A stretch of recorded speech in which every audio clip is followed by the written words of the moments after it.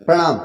मैं ज्योतिष कुमार विपिन शर्मा आपका हार्दिक स्वागत करता हूं, अभिनंदन करता हूं। प्रिय बंधुओं, आप सभी ने जो मेरे व्यूवर्स हैं, जिन्होंने मेरे इस यूट्यूब चैनल को सब्सक्राइब किया, शेयर किया, कमेंट सेक्शन में अपने कमेंट छोड़े, उन सभी का हार्दिक धन्यवाद। जिन्होंने अब तक मेरे इस चैनल को सब्सक्राइब नहीं किया है, कृपया मेरे इस यूट्यूब चैनल को सब्सक्राइब करें, ताकि जो है इस यूट्यूब चैनल का जो है कुछ उत्थान हो सके।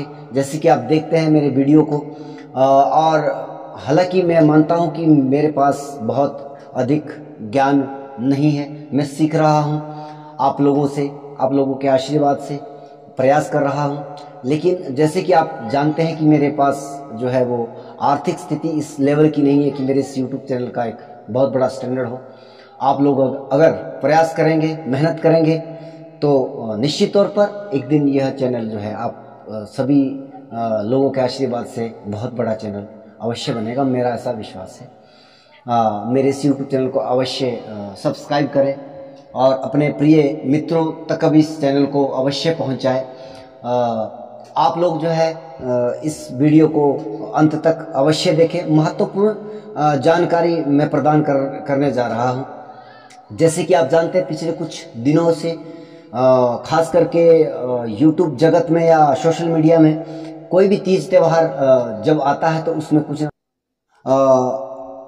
यह भी एक अपने आप में क्योंकि भारत देश बहुत बड़ा विशाल देश है, वहाँ अपने अपने अलग अलग टाइम जोन है, और निश्चित सी बात है कि आप अपने रीति रिवाज भी है, और निश्चित तौर पर कि कोई भी त्यौहार या कोई भी परंपराएं जो है वो देश काल परंपरा से ही मनाई जाती है। इसमें विवाद करने जैसी कोई समस्या नहीं है। रक्षाबंधन हुआ, वहाँ पर भी बहुत विवाद हुआ। मैंने हालांकि वहाँ पर अपना वीडियो भी अपलोड किया टाइम जोन को लेकर के। और कृष्ण जन्माष्टमी तक जो है मैं थोड़ा सा घबरा गया, और मैंने इस करके जो है यूट्यूब पर अपना जन्माष्टमी के उपलक्ष्य में कोई वीडियो अपलोड ही नहीं किया।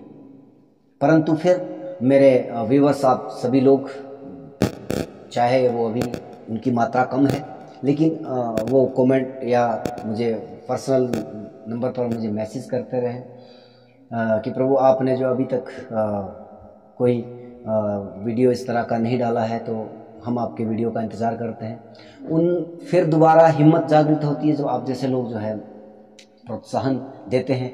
तो आइए आज जो है, अभी जैसे कि आप जानते हैं कि ये जो समय चल रहा है त्योहारों का, जो है बहुत बड़ा समय जो है प्रारंभ होने वाला है। सबसे पहले मैं बात करूंगा अश्विन मास, जो कि हमारा 17 सितंबर से 17 अक्टूबर के मध्य में है। सूर्य जो है वो कन्या राशि में रहने वाला है, और यहाँ पर बहुत सारे तीज त्यौहार आने वाले हैं। हालांकि भाद्रपद मास में श्राद्ध पक्ष प्रारंभ हो जाएगा, लेकिन अश्विन मास में जाकर के इसका अंत होगा। 10 सितंबर 2022 के दिन से प्रारंभ हो रहा है श्राद्ध पक्ष, और 25 सितंबर 2022 तक जो है वो रहेगा। श्राद्ध पक्ष आपके पितृपक्ष या पार्वण श्राद्ध, या इसको महल श्राद्ध भी कहते हैं। ये 16 दिन बहुत महत्वपूर्ण होते हैं। आप जरा सोचिए कि उसके बाद नवरात्रि, फिर दिवाली आदि, दशहरा आदि जो है वो त्यौहार आएंगे। तो पितरों का हमारे ऋषि मुनियों ने, या जो भी सृष्टि का एक प्रचलन है, उसका आगमन देखिए किस तरह से हो रहा है। सबसे पहले वो पितरों को याद कर रहे हैं, उसके बाद जो है माता देवी को जो है वो भज रहे हैं। उसके बाद दशहरा आदि, जो दिवाली आदि पर्व जो है वो प्रारंभ हो जाएगा। तो 25 तक ये श्राद्ध पक्ष रहने वाला है। इसके पीछे का भी एक कथा है, ऐतिहासिक कथा है, पौराणिक कथा है कि कर्ण ने सोना चांदी आदि जो है वो दान किया, लेकिन अन्न दान नहीं किया। तो जब मृत्यु लोक से वो स्वर्गलोक में गए, अर्जुन ने उनको जो है वो तीर मार करके उनका वध कर दिया। तो वहाँ पर देखा कि उनके लिए सोना चांदी आदि चीज़ें सब पड़ी है, लेकिन भोजन नहीं था। तो पिता सूर्य से प्रार्थना की कि ये क्या कारण है। पिता ने कहा कि दानवीर, तूने जो है धरती पर जो है बहुत सोना चांदी आभूषण आदि जो दान किए, लेकिन कभी जो है तूने अन्न दान नहीं किया। इसलिए जो है कर्ण, महावीर कर्ण, दानवीर कर्ण जो है इस मृत्यु लोक में वापस आते हैं। अपने पिता सूर्य देव की आशीर्वाद से, उनके जो है वो शक्ति के कारण वो धरती पर आते हैं और उन्होंने 16 दिन पर्यंत जो है वो यहाँ पर जो है वो अन्नदान यानी कि जिसको बोलते हैं भंडारा आदि जो है वो जो है ब्राह्मणों को दिया था। इस क्रम में जो है ये 16 दिन जो है वो पितृपक्ष के कहे जाते हैं कि वो क्योंकि जब कोई मृत्यु को प्राप्त होता है वो हमारा पितृ बन जाता है, तो ये पितृ के द्वारा जो दान किया गया है और पितरों के लिए ये बहुत श्रेष्ठ कार्य होता है, करना चाहिए। जिस तिथि में आपके किसी पूर्वज की मृत्यु हुई है उसी तिथि को चयन करें और उस दिन जो है वो जो है ब्राह्मणों को यथाशक्ति जो है वो भोजन भी करवाएं और द्रव्य दक्षिणा भी उन्हें प्रदान करें। अन्न का दान करना यहाँ पर बहुत श्रेष्ठ कहा गया है। लेकिन कई बार क्या होता है कि उस तिथि में या मतलब ऐसा व्यक्ति वो समय नहीं दे पाता। आज के समय में सबसे बड़ी प्रॉब्लम क्या है कि टाइम, वो समय आपके पास नहीं होता है। तो एक सबसे बड़ी बात है कि उसमें दो प्रकार की बातें हो सकती। एक तो आपका समय नहीं है तो भी आप ऐसा करिए, और यदि आपके पास समय है लेकिन आपके पूर्वजों की मृत्यु कब हुई है को आपके पास जानकारी नहीं है, तिथि का पता नहीं है। हालांकि उसके लिए जो है 25 तारीख को जो तिथि पड़ रही है, अमावस्या पड़ रही है, वह सर्व पितृ श्राद्ध कहा गया है। वहाँ पर आप जो है सभी पितरों के लिए श्राद्ध कर सकते हैं। श्राद्ध का मतलब है तर्पण, उन्हें जल प्रदान करना, अन्न दान करना। तो ये चीज़ें जो है आप वहाँ पे भी कर सकते हैं। लेकिन अगर आप जो है ऐसा भी नहीं कर सकते हैं तो आप जो है समय आप नौकरी में है, व्यवसाय में है, तो प्रतिदिन क्या करें कि 4 रोटी बनाएं, उस पर जो भी दाल सब्जी जो भी आप बनाते हैं चावल आदि, लेकिन उसमें लहसुन प्याज ना हो, ज़्यादा बढ़िया रहेगा। या अगर आप लहसुन प्याज नहीं त्याग सकते हैं तो आप जो है मीठा आदि शक्कर गुड़ आदि जो है वो डाल करके पहली रोटी गाय के लिए, दूसरी कुत्ते के लिए, तीसरी जो है वो काक के लिए, कौवे के लिए जो है वो अपने छत पर रख दें। चौथी जो रोटी है वो देवता के लिए होती है, उसे भी आप गाय को प्रदान कर सकते हैं। और 5वें में क्या करना है, पत्ते पर आपने ये रखनी है। 5वें पत्ते पे क्या करना है आपने कि आटा या शक्कर या चीनी जो भी आपके पास अवेलेबल हो वो मिला करके किसी वृक्ष की जड़ में डाल दें जहाँ पे चींटियाँ वास करती हैं। तो ये प्रतिदिन आप जो है ये कर सकते हैं, आपके पितरों को वो सब चीज़ें जो प्राप्त हो जाएगी।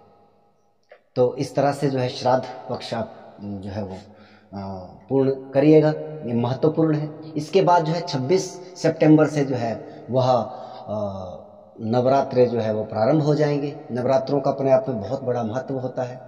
ये वर्ष में 2 बार आते हैं, 2 बार प्रत्यक्ष रूप में आते हैं, 2 बार ये अप्रत्यक्ष रूप में आते हैं। प्रत्यक्ष रूप में आते हैं चैत्र मास में, यानी कि वर्ष प्रारंभ जब नव वर्ष का प्रारंभ होता है, और यहाँ पर आते हैं ये यहाँ पर जो है ऋतु भी बदल रही है। यहाँ शरद ऋतु का प्रारंभ हो रहा है। तो 6 महीने के उपरांत जो है ये प्रत्यक्ष रूप में नवरात्र जो है अश्विन मास में आते हैं। और गुप्त नवरात्र जिनको कहते हैं वो माघ महीने में और आषाढ़ मास में जो है वो आते हैं।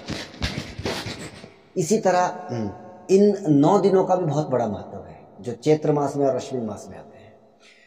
ये इसकी एक विशेषता है कि आप अश्विन मास सर्दियों की तरफ आप बढ़ रहे हो, इनके दिन छोटे होने प्रारंभ हो जाते हैं। तो यहाँ पर जो 9 दिन और 9 रात्रियाँ जो है वो बराबर मापदंडों में मानी जाती है। हालांकि इसमें अब कालांतर में थोड़ी मतलब जो है वो चीज़ें कम देखने को मिलती है कि रात और दिन बराबर नहीं है।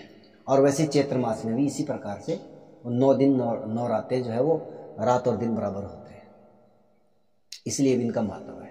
और 4 सितंबर को जो है वह 3 सितंबर को दुर्गाष्टमी, 4 सितंबर को जो है वो नवरात्र का समापन, विश्राम और नौवीं तिथि उस दिन, और 5 सितंबर को जो है वो दशहरा विजयदशमी का त्यौहार मनाया जाता है। इस दिन जो है रावण वध भी हुआ है और माँ आदिशक्ति के द्वारा जो है वो महिषासुर वध भी किया गया है। तो इस तरह से नवरात्रों की तिथियों का रहा। फिर इसके बाद आती है एक महत्वपूर्ण तिथि, बहुत अत्यंत महत्वपूर्ण तिथि है। ये आ रही है 9 सितंबर 2022 को। इसको कहते हैं शरद पूर्णिमा। बहुत ही महत्वपूर्ण है। वैसे तो 12 पूर्णिमा वर्ष में आती है, लेकिन शरद पूर्णिमा का महत्व अपने आप में बहुत बड़ा है। पहला कि महाराज जो है वो भगवान श्री कृष्ण गोपियों संग जो इस रात्रि के दिन वो रचाते हैं, भागवत आदि ग्रंथों में इसका बहुत बड़ा उल्लेख है। दूसरी चीज़ क्या है कि इस दिन जो है विशेषता खीर बनाई जाती है रात्रि काल में, और उसे चंद्र की रोशनी में रख दिया जाए और उसे किसी ऐसे इस ढंग से रखा जाए ताकि वहाँ पर कोई जीव जंतु ना खाए, और पूरी रात्रि भर जो है चांद की रोशनी जो है उस खीर के ऊपर पड़नी चाहिए। और सुबह जो ग्रहण करता है ये औषधीय तत्व प्रदान करती है। जैसे कि आप जानते हैं कि चंद्रमा जो है वो औषधियों का कारक है, और चावल और दूध की मिश्रित ही खीर क्यों, क्योंकि चावल भी और चंद्रमा का प्रतीक है और दूध भी चंद्रमा का प्रतीक है। तो कहीं ना कहीं यह भी एक बहुत ही महत्वपूर्ण दिवस होता है। आप जो है उस समय में ऐसा कर सकते हैं। इसके बाद जो है माता बहनें जो सुहागिन हैं वो करवा चौथ का महत्वपूर्ण व्रत 13 अक्टूबर को ये जो है आप धारण कर सकते हैं। इसके जो अन्य जो इसके बाद के त्यौहार, तीज त्यौहार है, उसके लिए मैं एक अलग वीडियो